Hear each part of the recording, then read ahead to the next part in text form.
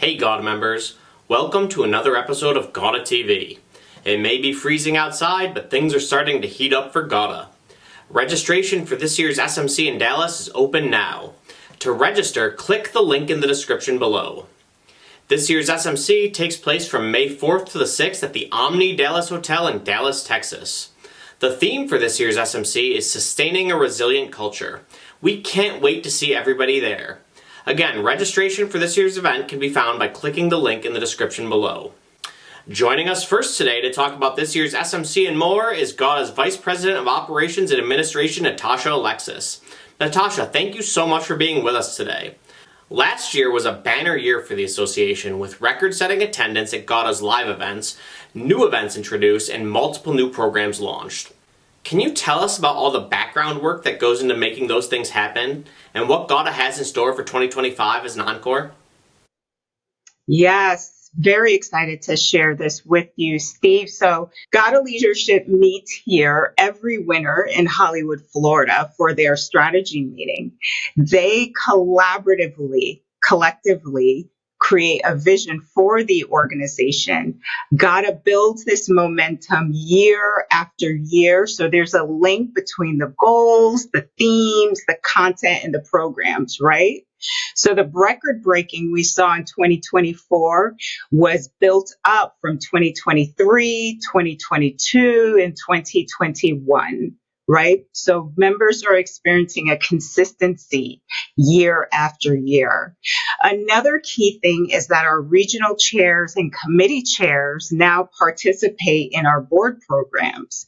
So members are experiencing this vision throughout the U.S. at regional meetings, and the committees are working to keep this consistency through in their committee work. So again, this momentum is built year after year. So in 2025, members are going to move forward with what has happened in 2024 and 2023.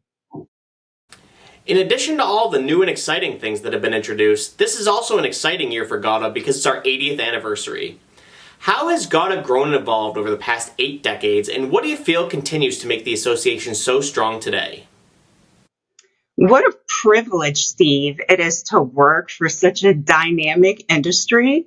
I'm going into my 15th year with GAWDA, and I'm still blown away by the legacy of this organization. GAWDA's stronger than ever, right? Despite all the merger and acquisitions in the industry, we experienced growth of just 40% of associations experienced last year.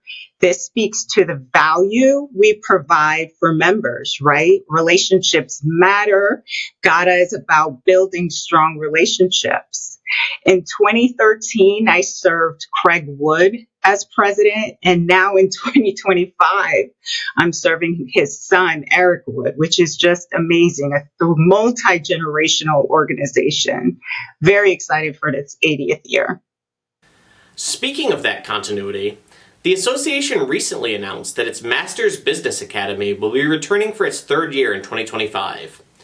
Can you discuss how that program came together and what you hope to achieve when it was launched and how it has evolved over the past 3 years? So this is, again, another opportunity to get that business knowledge to GAWDA members, for those emerging leaders who need that fundamental business education. So this is essentially a mini MBA program. It is in its 3rd year. We've had close to 150 participants graduate or participate in it at some point. It is live and open. We actually have a special of register 2 of your employees and you get the 3rd one for free. So I encourage members to take advantage of this opportunity to educate your emerging professionals in your company. A special touch to this mini MBAs, we have our industry leaders serving as subject matter experts. So you get that industry expertise as well. So really good benefit for members. With SMC registration open now, what are you most excited about for this year's SMC? Well, Any opportunity to get face to face with GAWDA members, I'm always excited about. But for this particular meeting, we're headed to Dallas, Texas. We're going to be at a new hotel brand, which is the Omni, right? There's nothing like being in the same room with over 700 like-minded professionals. Eric Wood and his planning committee have put together a content-rich conference for members. So we will be providing value again to all our members. We're also going to have a little bit of fun, Steve. We're going to have a Caddyshack, a themed event at the Tower Club in downtown Dallas. So again, a nice time. Registration for that information should be coming out. You can check www.gawda.org for more information. We look forward to seeing everyone in Dallas. We've covered a lot of member benefits so far today, but you can enjoy those member benefits without being an active GAWDA member. GAWDA has been continuing its membership renewal drive. When's the last day that members can renew their membership before they lose access to all of these amazing benefits? Well, as we enter our 80th year, I just again want to take the time to thank members for being part of this great organization. Many of you have already renewed. We know we're still kind of coming back from the holidays.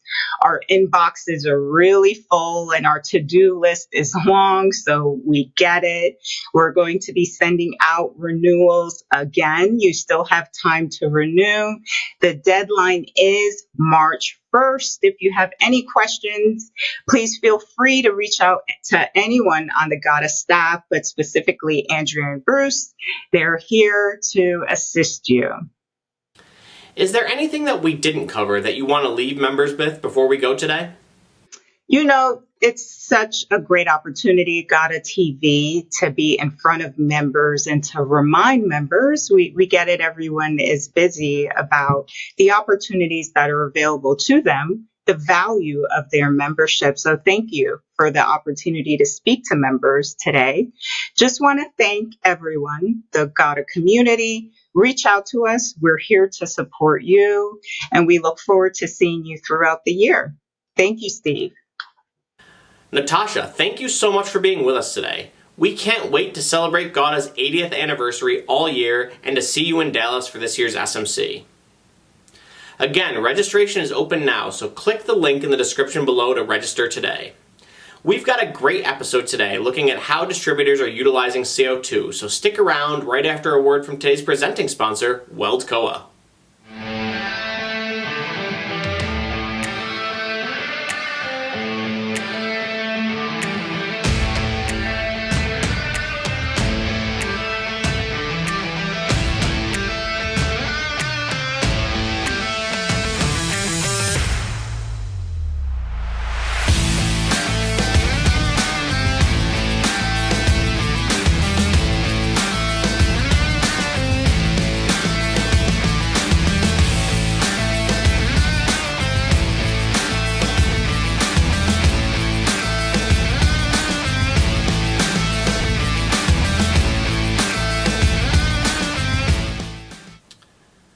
Joining us first today is Kelly Gentry. Kelly is a partner at Maine. Kelly, thank you so much for being with us today. This has been an exciting year for Maine, with the company recently announcing its purchase of Straight Welding Supply and your strategic partnership with Torco Welding Supply. Can you discuss those developments and what they will mean for the future of Maine? Yeah, definitely exciting and busy time for us. Definitely couldn't do it without the help of our team here. So the partnership with Torco allows us to work with Tim Robb and his team to continue to grow our footprint in that Mid-Atlantic region.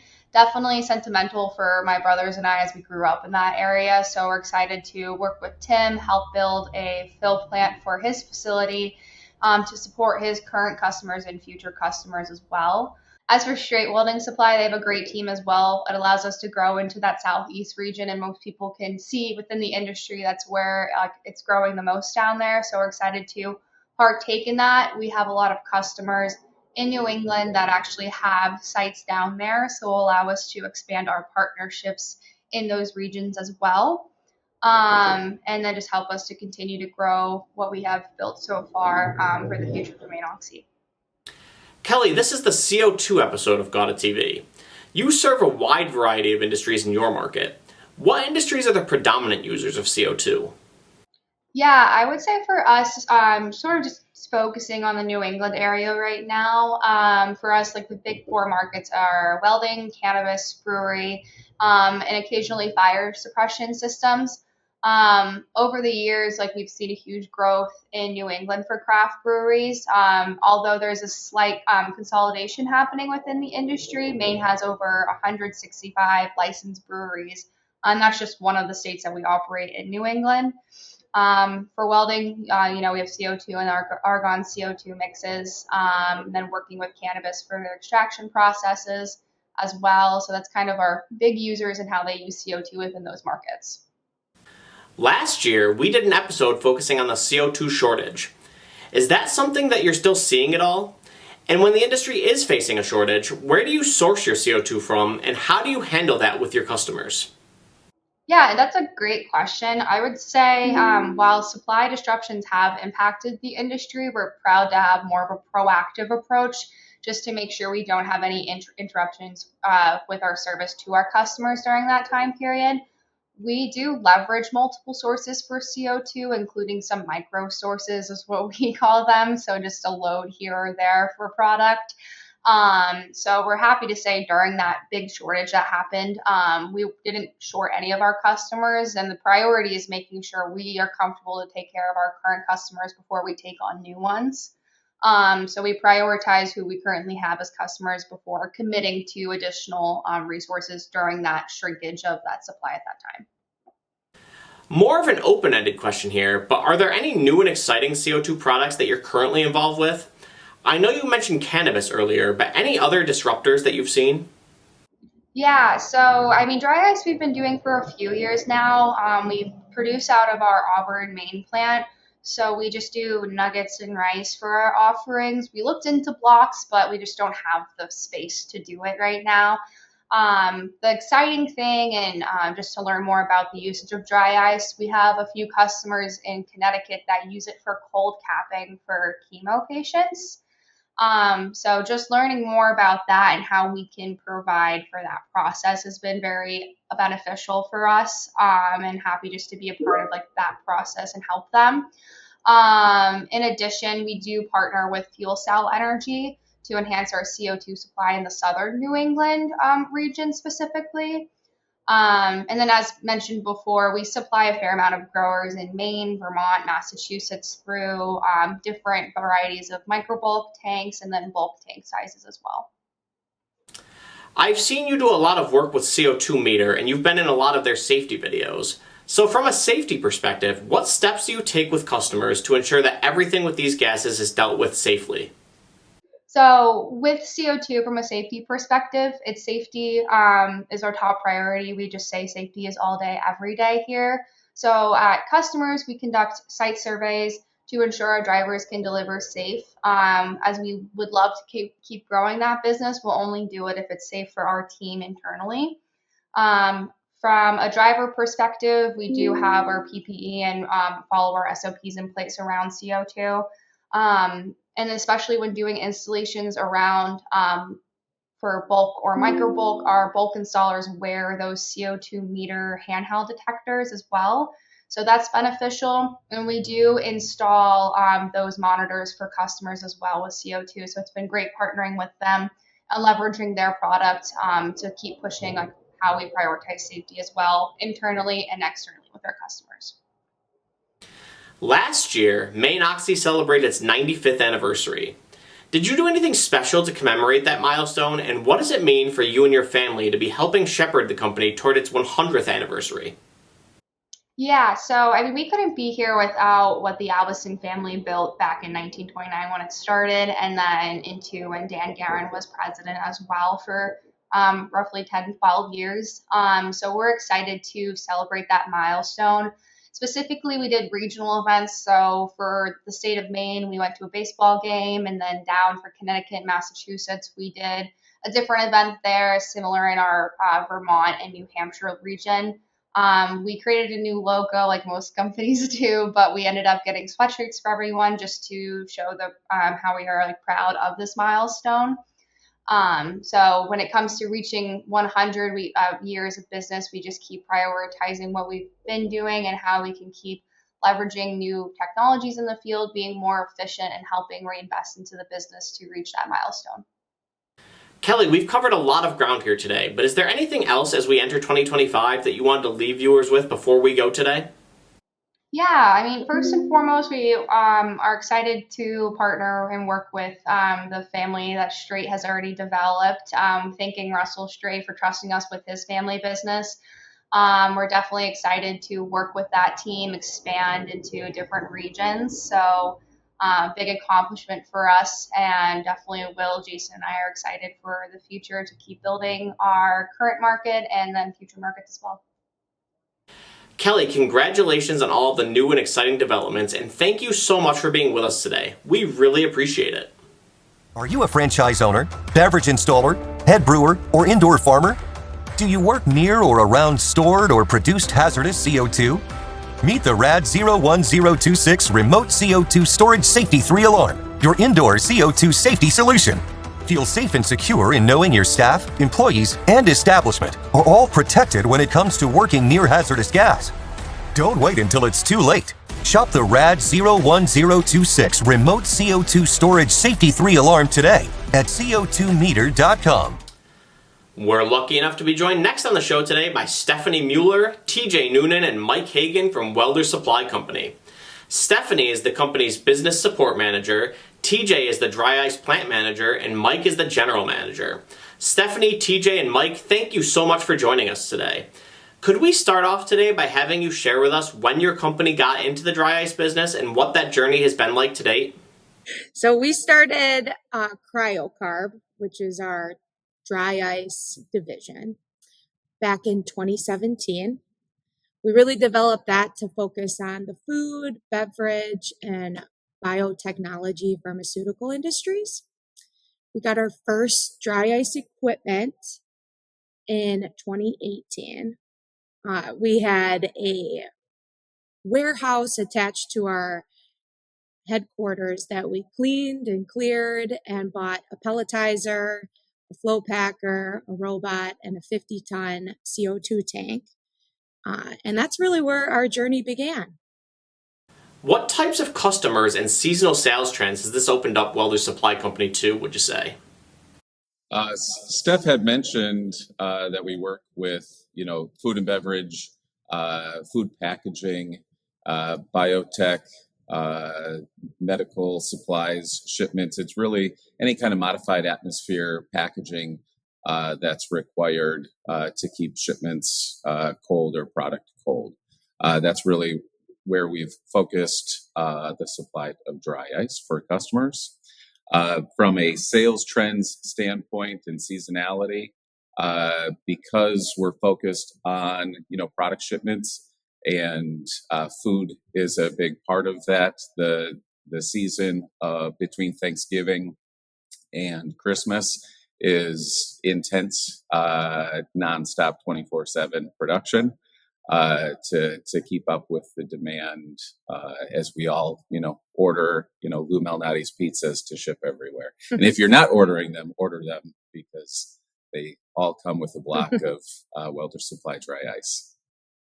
The dry ice production process obviously requires a lot of specialized equipment. What suppliers and equipment manufacturers have you worked with to make this process come to life? A couple different major ones in the U.S. Tomco and ColdJet are probably the two most prevalent. And then we also utilize ASCO for our pelletizers. They're a company based out of Sweden.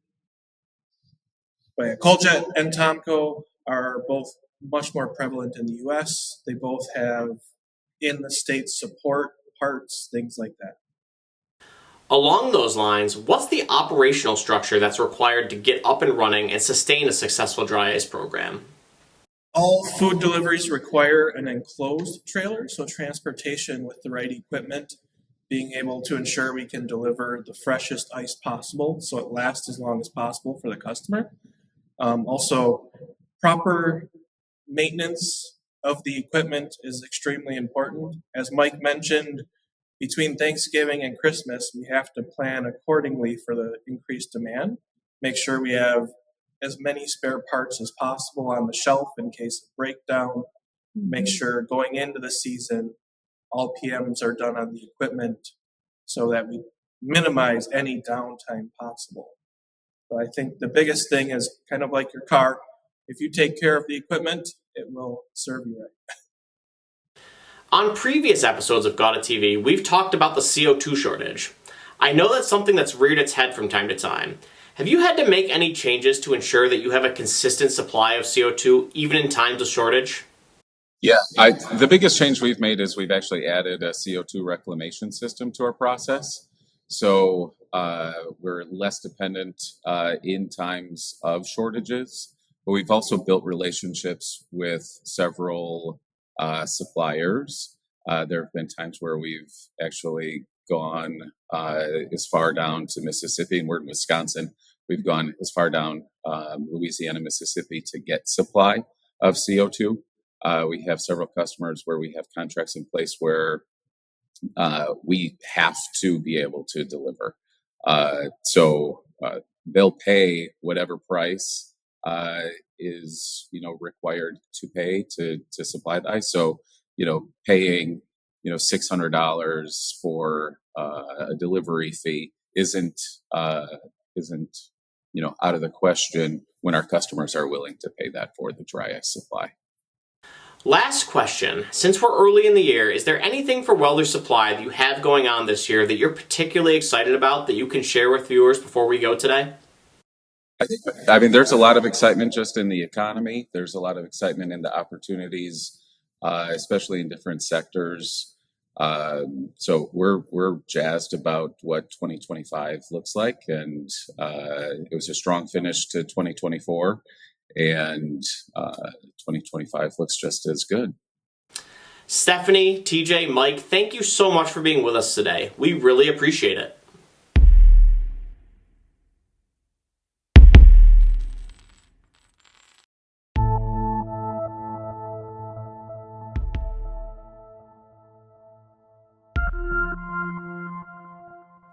And finally, we're joined today by Colleen Kohler. During GAWDA's 2024 annual convention, Colleen was named to GAWDA's executive committee. Colleen, thank you so much for being with us today. Let's start there. You were named Mrs. X during the convention last year. Can you take us inside that process of how you found out you were going to be named to the executive committee and what you felt when you ultimately got that phone call? Yes, so I was on the board previously before joining the EC and actually rolled off the board. So as soon as I joined the board previously, I knew that joining the EC was something that I really wanted to do. I've seen all the hard work that the committee puts into executing all these great things during the year. So I just knew that that was an ultimate goal of mine. But obviously, you have to be asked and that there's a vote and there's a whole process behind it. So, I've always told those who were, decision-making people on the board that I'd be interested, and I want to put my name out there as somebody who would love and be honored to be on the EC. So I rolled off and I wasn't aware that you could actually come back. So I got the call from Robert Anders, which was amazing. We had a wonderful conversation, and he asked me if I would be interested, and he thanked me for all my service with GAWDA over the years and all the volunteer work that I've done.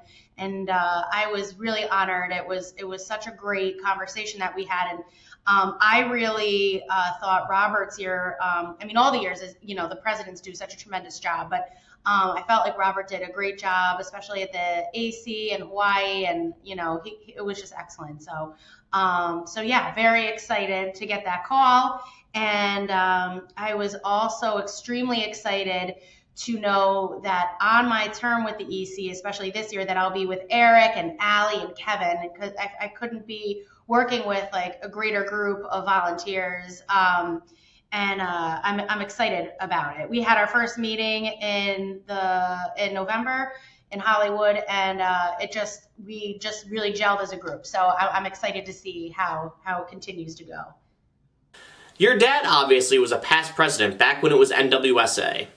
Can you discuss what it will be like to follow in his footsteps as GAWDA president, and has he offered you any advice as you prepare for this role?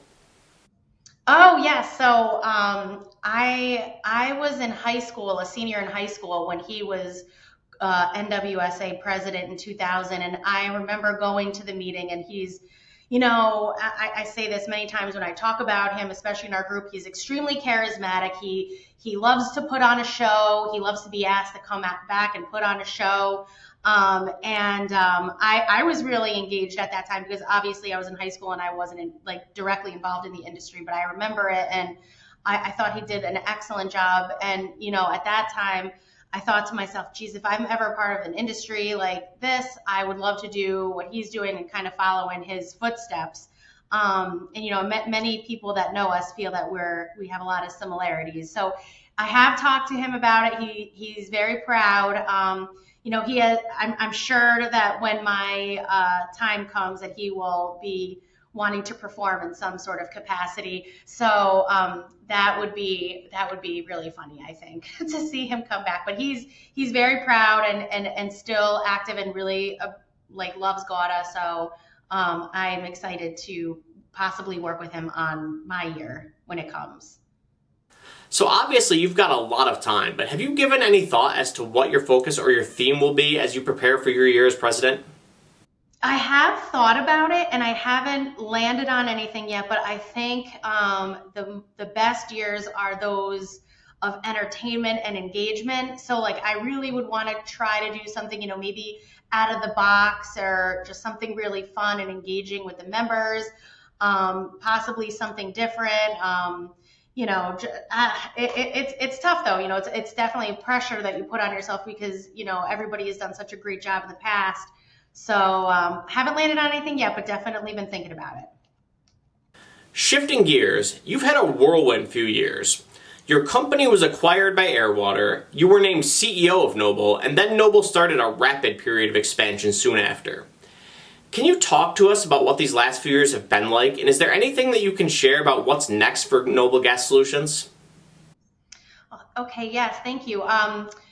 Noble continues to do extremely well. We have doubled in size as a company. I've mentioned in previous interviews since 2019, which was a goal of ours internally, and with the support of Airwater, we continue to grow. We had moved into the Utica market, as you know, not too long ago, and we continue to look at other expansion opportunities for Noble and work with new customers and clients, which is exciting because Noble has been in the capital region and has really saturated the market that we're in. So it's really great to go into these new markets, meet new people, and to sell our products. So it's also really great being part of Airwater. I know that we really tried to make a splash last year, all the different Airwater companies, so everybody knows who we are and who's involved.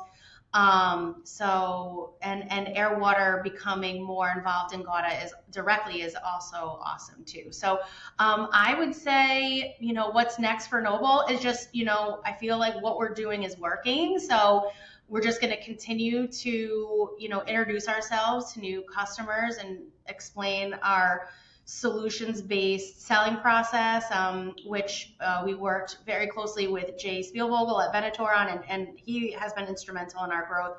So I highly recommend, he's also a GAWDA member, and reaching out to him if, anybody's interested in, working with a sales consultant. But so I think growth, I think opportunities, and I'm really excited for what's to come. I couldn't have anticipated it being as great as it is right now. You've been incredibly involved with GAWDA your entire time in the industry, from your time on the board to your work on the MSC and the Women in Gases and Welding Committee. For members who may be watching who want to get more involved with GAWDA, do you have any advice that you can share? Yeah, so I think we say it often is, just jumping right in and being part of member services committee. We've grown as a committee, and we always talk about how do we get people more engaged? How do we get them involved? And also, new members, it could be intimidating. There's a lot of people in our industry who've been involved their entire lives, and you go to these meetings and it can be intimidating, and you don't really know anybody, or you don't know who to talk to. And I would just encourage people to try to step out of their comfort zones and just introduce themselves to a new person. I think GAWDA does a good job in marketing the different committees and opportunities and different needs, and they do advertise the chairs of the committees. And I would just say, look, see what's out there and see what committee's out there, and one that you're interested in, reach out to the chair and they'll help you. I know internally, our head of sales, Matt Reeser, wanted to get involved in GAWDA, having gone to the meetings, and he was interested in getting involved in the young professionals. So, Marie Ratterman had pointed him in the direction of the meetings, and he finds extreme value in participating in them. And it's really great to see, that, Matt's come into the industry and now he's getting more involved in networking and making friends. And it's the business is obviously very important, but the relationships are also as equally important. So it's really great to see. And I feel that actually all the committee chairs are very engaging and welcoming. And so I just think there's so much opportunity for as much and as little as you would like. I mean, I'm sure if you reach out to a committee, if you just want to help out with an event or have an idea, they would be open to listening to that too. I do know Women of Gases and Welding, we have grown as well, and we have wonderful women who have volunteered to participate in subcommittees, which is great too. So like we've had committees and now we have subcommittees, and member services is much the same. So I feel like the committees are growing, the interest is growing, and that's awesome. So I just say, put yourself out there. Colleen, is there anything else that you want to leave viewers with before we go today? No, I just thank you so much for asking me to do this interview, and and again, I'm so excited to serve with my current EC group, and so thankful for Robert Anders for asking me to get involved with the EC, and I'm just really excited for this year and excited for what's to come. Colleen, congratulations on this well-deserved honor. We look forward to working with you as you prepare to become president. Sutton Garden was founded by my great-grandfather Ray Garden and Charles Sutton in 1918. As a business has now also grown to supply the beverage CO2 carbonation market throughout Indiana, as well as manufacture over 60 million pounds a year of dry ice.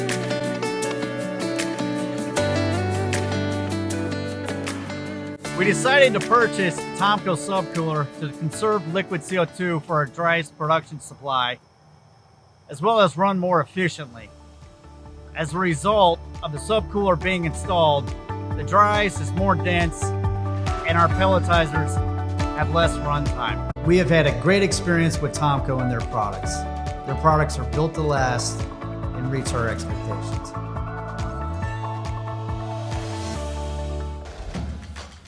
Today's member news segment is brought to you by Anthony Welded Products.